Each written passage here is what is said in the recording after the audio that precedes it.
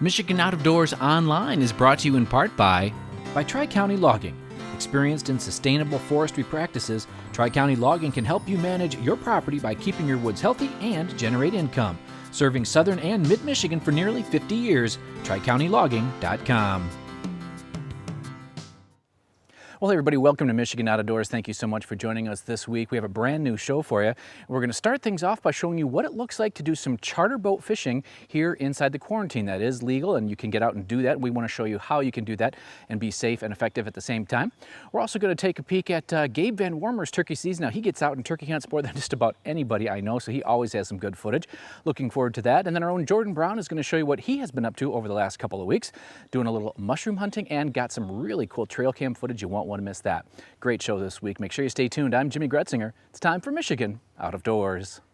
From the first spring rains to the soft summer breeze, dancing on the pine forest floor, the autumn colors catch your eyes. Here come the crystal winter skies. It's Michigan, Michigan Out of Doors. What a beautiful day in the woods. Someday our children all will see this is their finest legacy, the wonder and the love of Michigan. As the wind comes whispering through the trees, the sweet smell of nature's in the air. From the Great Lakes to the quiet stream, shining like a sportsman's dream, it's a love of Michigan we all share.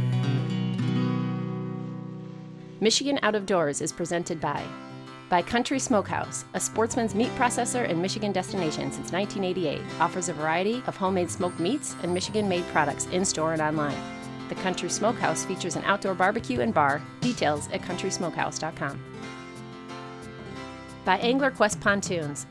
Angler Quest is a Michigan-based company building boats designed for comfort and fishing functionality. For more information, anglerquestpontoons.com.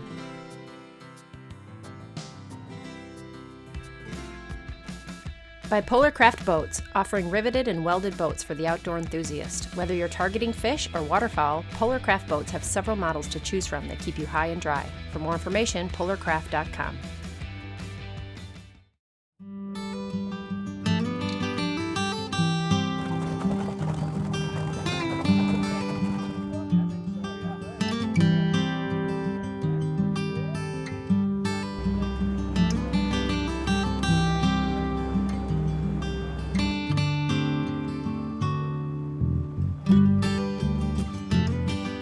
Well, this trip was rather unique. It's the first fishing trip for the TV show that we've taped with other people in a few months.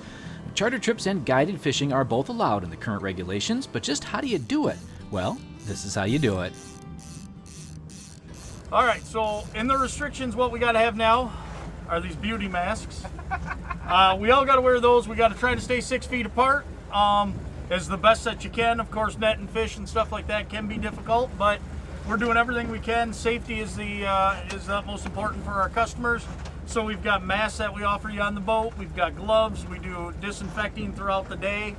Yeah, and then we try not to hug any of the customers or anything like that, you know. Other than that, it's just have fun. But we've talked to the DNR, we've talked to the conservation, we've talked to everybody. We figured out what's legal. So we are legal to go. Everybody's wearing a mask on the boat. It's, to be honest, with these buff style masks, after about 2 minutes and your first, there's joke number 2, you get used to them and it's not a big deal then. And our wet, to be honest, it's nice for like this morning, it's cold out. Yeah. Come right on back. Oh, we just fit it! No, yours is still on. That was a coal hole and it's fit it. Oh, just hold on. He's angry. Why don't you go sit right on this cooler? Joining us today were Ben Impema, his grandson Sawyer, along with his daughter Jackie DeYoung and her kids Shelby and Ashlyn. And we were already finding some fish. Keep them coming. Put rods up this way hard. I see him. Got him. Got him.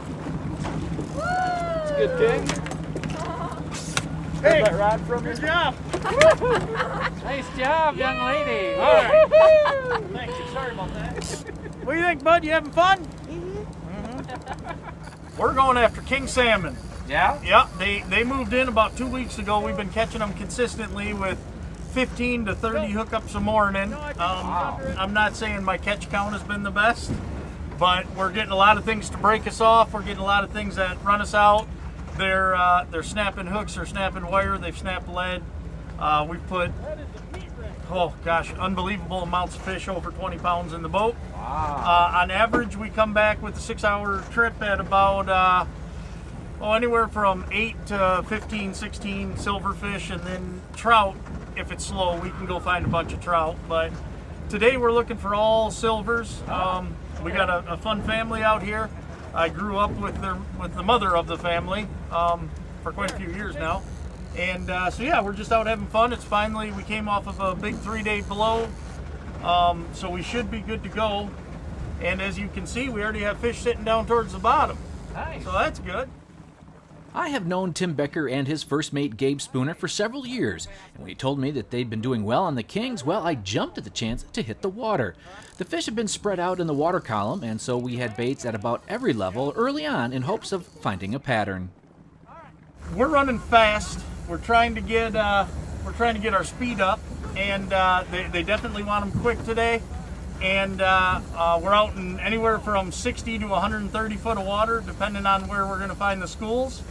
And yeah, we're going to go from there and see what we can get going. They've really wanted spoons.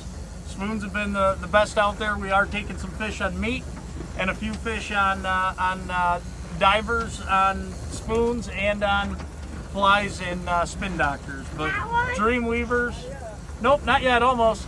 Dreamweaver spoons, Stinger spoons, Moonshine have been our best. We're using a lot of mini streaks right now. For about the last 2 weeks, those were the hottest things we had out, and now they're starting to switch up to some mag spoons, and we're running a lot more mags now. And you know, we've been fighting the wind all year, and that's always fun. Today we were mainly targeting the Kings, but the Lakers are always a welcome sight, especially when you have kids on board. We had a lot of action today, which kept everyone busy. Now, we did lose a fair amount of fish today, but that is just part of it. I asked Tim what the next few months should look like here in many western Michigan ports. Some of our best fishing is right now May into early June, so our Kings come in May. I would say it was end of April that the Kings showed up, and we've been having great numbers of Kings. Today it's been a little slower out here for Kings. I think we've had like 7 Kings on. We've had some coho on. We've thrown back some small Kings, but for the most part, it's phenomenal fishing. May, a lot of days we fill the boat. Lake trout fishing's through the roof, although today we've done everything we can not to catch them. But we've probably got 8 or 10 of those in the box. June, the Kings usually move out and head north, and then our steelhead move in, so we focus all of our time on trying to catch steelhead. And then July, our Kings will start showing back up, but our fishing is always good over here. We can always go after lake trout. We have an excellent fishery anywhere from Grand Haven, well, really the whole west side of Michigan's great, but Grand Haven to South Haven, we fish a lot. We're always on the fish, so we can always, we always can get out there and have some fun. Gabe, we got 3 on? I think we got 3 silvers on right now, so finally got back into our good water and found some Kings again, so that's good. All right. Lift up, slowly start walking back for me. We got him. Yeah! You just slid the hook right there. Whoa! Hold on, Oh, let me look get at this rod that through. pretty fish. Look at how silver he is. Let's see if I can get a... That was a little chaotic for a second. It's not a bad King. Nice one. Beautiful king. Yeah. Look at that. As the day wore on and we boated a few more Kings, Tim and Gabe started to narrow down the water they thought the fish were in today. It's always fun to figure out the water after a few days of heavy wind. We put a big variety of, like we've got spoons out right now from about 10 foot below the surface all the way down, dragging the bottom. And we'll target where our Kings are coming. Like right now today, they're coming at about 30 foot down, or they're coming right on the bottom. So we switched everything up to going down low. And then through that as well, you figure out the water columns and where they want to feed in.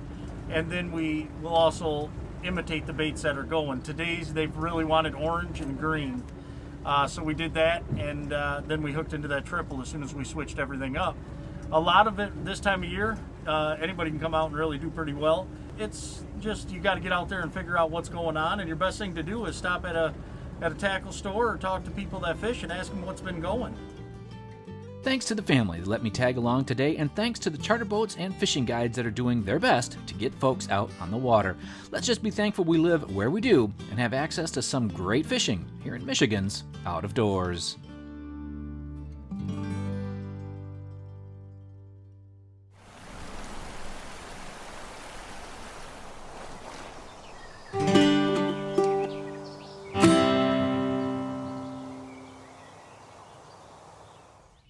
Well, it is the last couple days of the turkey season here in Michigan, and everything is greening up. It's moving into fishing season. But before that, we're going to show you a couple really good hunts I had this season.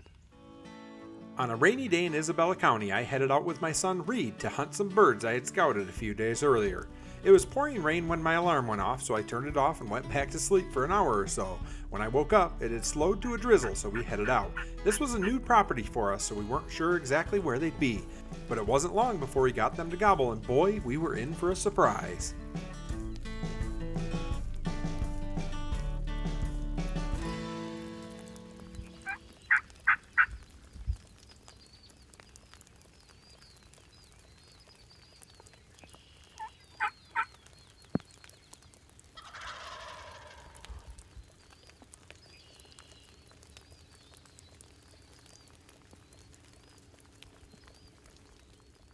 We could tell there were multiple birds responding, but this was incredible. 7 longbeards crested the hill and saw the decoys and headed in our direction.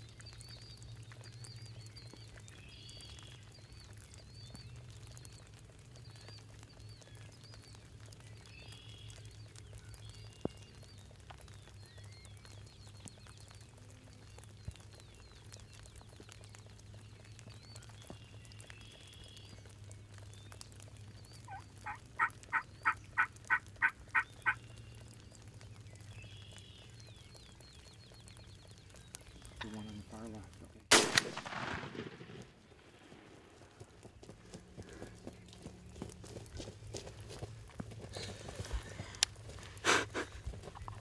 Okay. Holy cow. Oh my gosh. That was crazy. And then got to that right back there. And they all just gobbled. So we kind of ran back here, got set up. And we could see them over there running down, coming right at us, running right at us. I mean, it's really early still, but it was raining all last night, so we didn't know if this would be a very good hunt or not. But as we started, there was no gobbles, and I couldn't believe it because there's a lot of birds in here. And there were a lot of birds in here. We just needed to wait till they could hear us. I have no idea why they were all together and no hens. That's like the perfect storm. After hunting up in Isabella County, it was back down to Shiawassee County and hunting with a crossbow.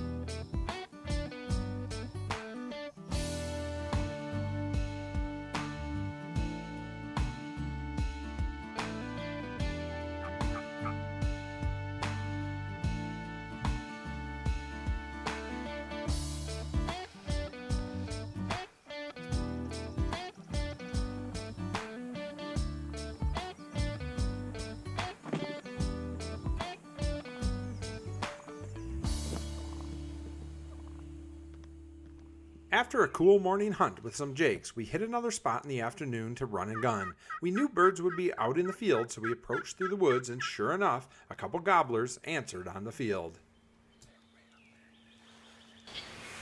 He was calling his brains out to have us come to him, but he's going to end up coming our way.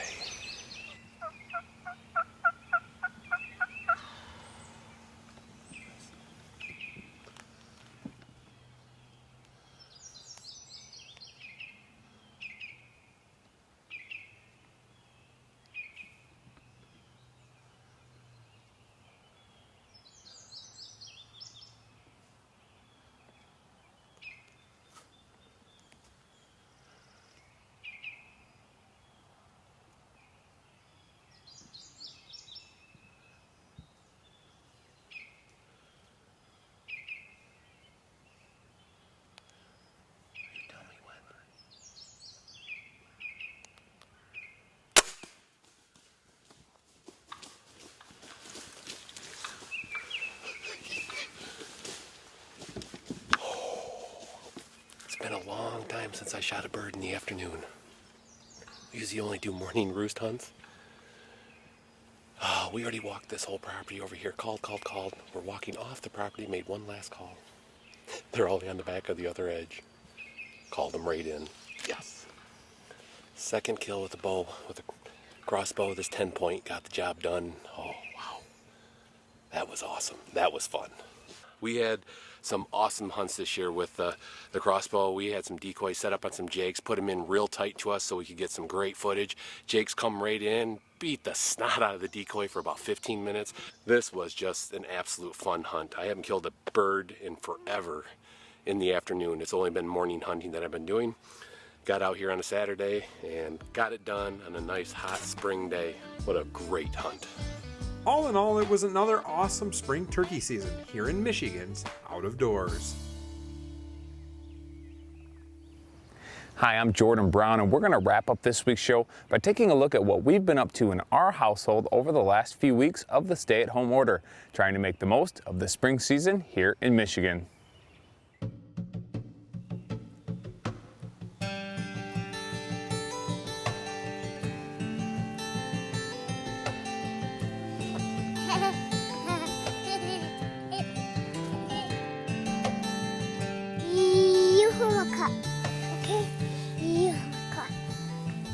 All right, well, we're out here this evening looking for some morel mushrooms. I've got my wife Angela and my daughter Hadley out tonight. It's been kind of a weird year so far here in Michigan. I've actually found a fair amount, but it started pretty early here. We're in Ionia County, kind of central part of the state, mostly finding grays and whites, a few blacks here and there, but we started finding whites pretty early. Actually, at the very end of April, we started finding the first batch of them, and then it got really cold really fast. And we had lots of cold nights in the low 20s, and that kind of stunted everything. Well, now we're on the other side of that, kind of middle of May here, and finally starting to find a few again. This is the first tree that we checked tonight. I'm not sure if you can see kind of behind me, right there, that tree is an elm tree that just died. That's where I do far and away my best when it comes to finding mushrooms. So we're gonna keep moseying along here, check a few more elm trees, maybe check a few apple trees, enjoying a nice night out here with the family. Still kind of in lockdown here. Things are starting to loosen up a little bit, but still trying to stay away from as many people as possible. So we're going to keep looking, and hopefully we'll find a few more. Wow! What about over here? Do you see one over here? But maybe right here. Wow.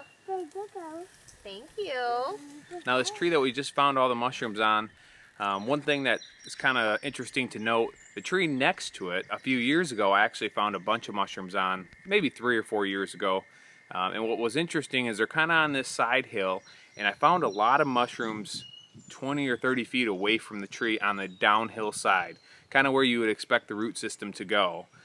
So when you're looking at some of these trees, if you are on a hillside, especially if it's a little steep, kind of like this tree we're looking at here today, don't be afraid to walk 20, 30, 40 feet away from a good elm tree, because if the root systems go that far, you're liable to find mushrooms down the hill a long way. So first year or two I checked that tree, I think I probably missed some because I was looking pretty close to the base of the tree. And later on in that tree's life is when I figured out further down the hill there was actually more mushrooms. And now the tree right next to it that we're looking at today, same kind of thing. There was mushrooms close to the base, but there was more mushrooms kind of further down. Yep, there's some more on the back side that I'll get. You put it over here, honey? Yeah. Right here in the bag? Good job. All right. As I mentioned earlier, pretty much all we're looking for is elm trees. You can definitely find them in other trees. Throughout my years working for the show, I've covered a few different families that find them in all kinds of spots. Some people find them around maple trees and oak trees. And occasionally you just find them random spots in the woods. But for us, here in kind of the middle part of the state, it's pretty much all dead elms. Not that you can't find them other places, but as far as numbers go, where you're going to find the most, usually elms. If you've got all day to look, maybe you're in quarantine right now and you have plenty of time to check every tree in the woods, great. You might stumble on a gold mine underneath a pile of oaks or something, but elms, occasionally an apple tree. I'm leaning against an ash right here. Some people say they do find decent numbers against ash trees. I've found a few here and there, but I've never had big numbers on ash trees either. So if you're limited on time, make sure you're checking those elms if you're in the central southern part of the state. If you got some apple trees, check those too. But they can grow just about anywhere.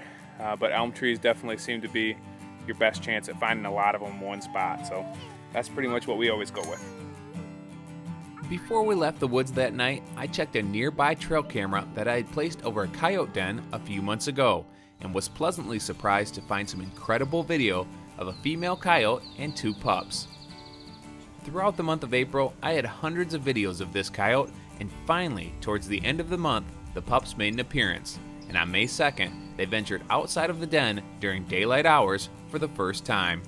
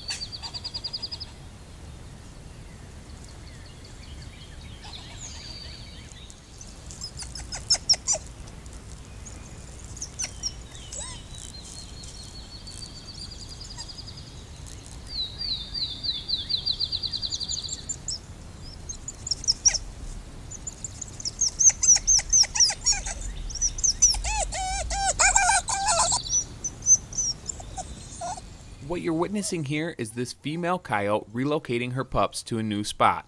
I've noticed over the last several years that predators are very sensitive to any kind of human intervention, and whether it was the trail camera, turkey hunters, or something totally unrelated, as soon as the pups were big enough to move, she did, returning only once to pick up some food left behind. Spring is one of my favorite times of the year here in Michigan, and although we've stayed pretty busy during this quarantine, I'm looking forward to getting back out on the road and highlighting some of the opportunities we have here in Michigan's out of doors. Well, hey everybody, thank you so much for watching Michigan Out of Doors this week. If you missed part of this week's show, you can always check us out online. Our website is michiganoutofdoorstv.com. We have full episodes of the show there every week. We're also on most of the social media sites if you want to check us out there. And we're on YouTube. If you want to subscribe to our channel there, you get an email every time we post something new. And we're hoping to get out and cover the state here in the next couple of weeks as kind of this lockdown starts to soften up a little bit. We're hoping to do a little bit more traveling. Lots of good stuff happening around the state right now. So get out and enjoy the out of doors. And if we don't see you in the woods or on the water, hopefully we'll see you right back here next week on your PBS station. Michigan Out of Doors is presented by. Do you dream of somewhere bigger than your backyard? You can get there with Greenstone. Whether you want to hunt, fish, hike, or just watch the sunset, we're ready to help you own your place in the great outdoors. To learn more, visit greenstonefcs.com. By Jay's Sporting Goods, with locations in Clare and Gaylord. Jay's has been serving the Michigan outdoor enthusiast since 1971, with a wide variety of outdoor products. The gear, the knowledge, the tradition of Jay's. On the web at jaysportinggoods.com. Closed captioning provided by Marvo Mineral, makers of Lucky Buck, deer management products including minerals to supplement deer diets year-round to improve health and antler growth. When I wander far away, a dream stays with me night and day. It's the road that leads to my home state. I am a Michigan man. Changing seasons paint the scene like rainbow trout in a hidden stream. The white-tailed deer in the tall pine trees. I am a Michigan man. I am a Michigan man. Ask where I'm from and I'll show you my hands. Lord above, I love this land. I am a Michigan man. From the Keweenaw down to St. Joe, Kalamazoo, East to Monroe, to St. Marie and back again. I am a Michigan man. I am a Michigan man. Ask where I'm from and I'll show you my hands. Lord above,